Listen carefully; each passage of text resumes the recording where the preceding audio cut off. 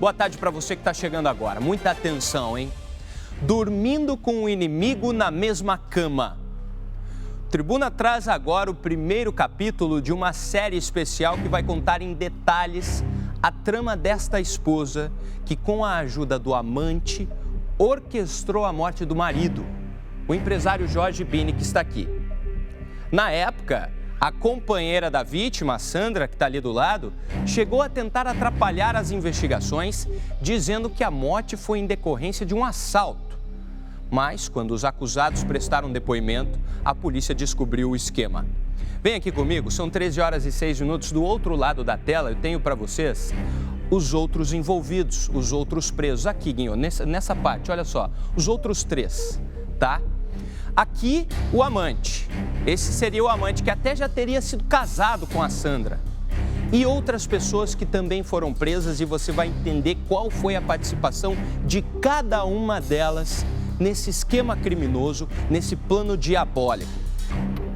O amante, uma intermediadora e um segurança. Quase 3 anos depois deste assassinato, o caso chega ao último episódio. Uma verdadeira série da vida real. E o Tribuna da Massa está inaugurando hoje, então, essa série de reportagens especiais, que vai mostrar todos os detalhes sobre esse caso que vai enfrentar o júri popular na quarta-feira, na próxima quarta-feira. A Justiça vai decidir o futuro dos 4 envolvidos. E você acompanha agora uma história que envolve traição, ciúmes e um plano macabro.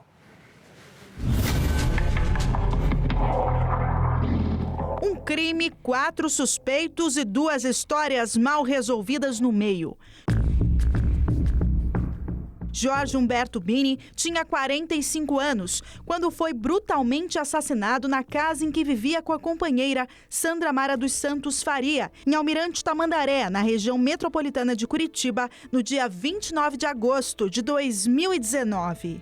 Depois de quase 3 anos, Sandra Mara, com 42 anos, o ex-marido dela, Antônio Carlos Faria Sobrinho, de 58, uma idosa, e o segurança de um mercado sentam no banco dos réus.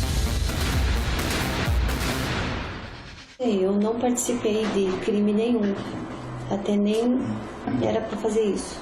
Qual a participação da senhora no homicídio? Na verdade, eu não tenho participação nenhuma. Como não? Não tenho. A minha participação, meu foi o socorro que eu pedi.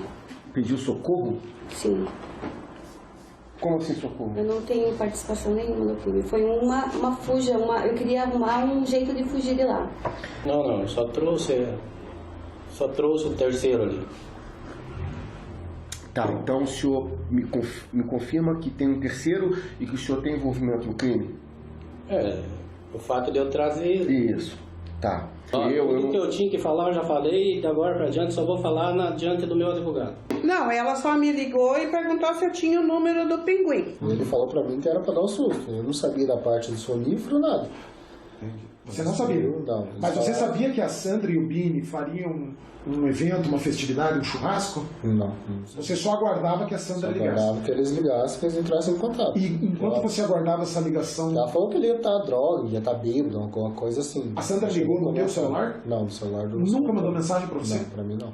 Sandra Mara e Jorge Bini se relacionavam há pelo menos 2 anos.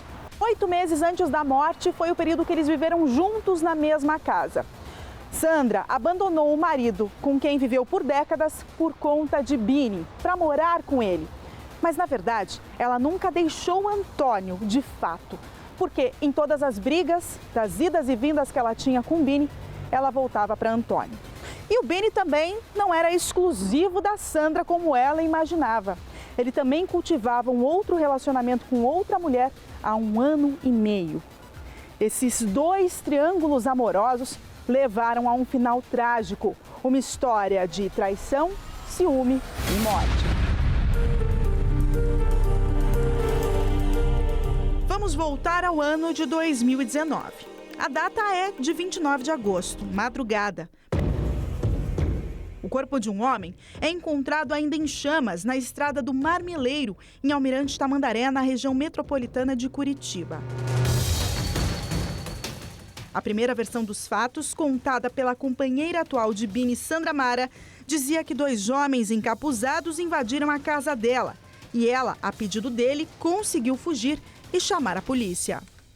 Eu vi, a única coisa que eu vi, ele estava com um varão. Daí o Beto... Entraram na casa por onde? Não sei, nós estava dormindo. Você estava dormindo? Nós estava, Daí entraram no quarto, a hora que entraram... A senhora não viu por onde eles entraram? Não, não vi. A hora que nós vimos, já estava lá dentro. A hora que a senhora viu, já estava lá dentro? Estava. Daí entraram com... brigando, né? Quem brigando?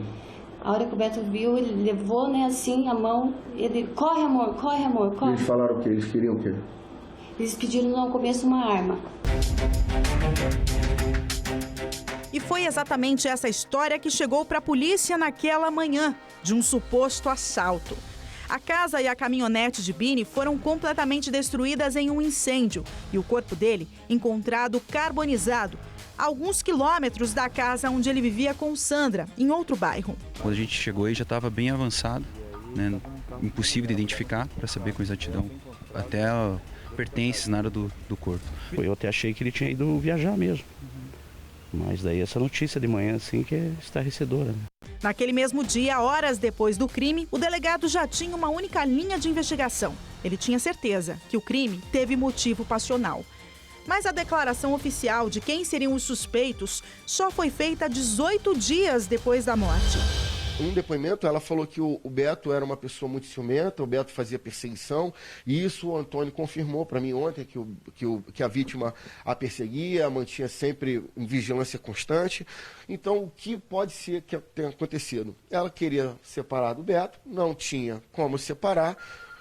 O Antônio, por sua vez, ex-marido dela, se sentiu aí no direito de fazer intervenção, e aí arquitetaram esse plano. A Polícia Civil afirma, foi a Sandra junto com o senhor Antônio. O delegado desconfiou de Sandra logo no início, porque a mulher teria ido à delegacia às 4 horas da manhã do dia do crime. Não para relatar o falso assalto que, teoricamente, estaria acontecendo na casa dela, mas para falar do desaparecimento do companheiro, Jorge Humberto Bini. Tiago Dantas também notou contradições entre os depoimentos de Sandra e de Antônio. Achamos estranho o comportamento dela, né? Perguntamos se ela tinha algum envolvimento com o ex-marido. E aí fomos entrevistar o senhor Antônio, algumas contradições sobrevieram. Achamos por bem fazer uma diligência investigativa na quebra de sigilo telefônico. Chegamos aí à divergência dela e do Antônio, que os colocaram em xeque. No momento da prisão, Antônio Carlos negou o crime para a autoridade policial. Em entrevista à imprensa, ele não quis falar a respeito das acusações. Eu nunca troquei uma palavra com ele. Mas quando questionado se amava a Sandra, a resposta foi positiva. Você amava a Sandra, Antônio? Ainda ama? Muito. Já a Sandra chorou no dia da prisão e pediu perdão à família de Bini. O tempo todo ela afirmava, inclusive para o delegado, que não era para acontecer isso. Ai, quero que vocês me perdoem, que não era isso para ter acontecido. Será que é isso que as provas do processo mostram? É o que você vai ver amanhã.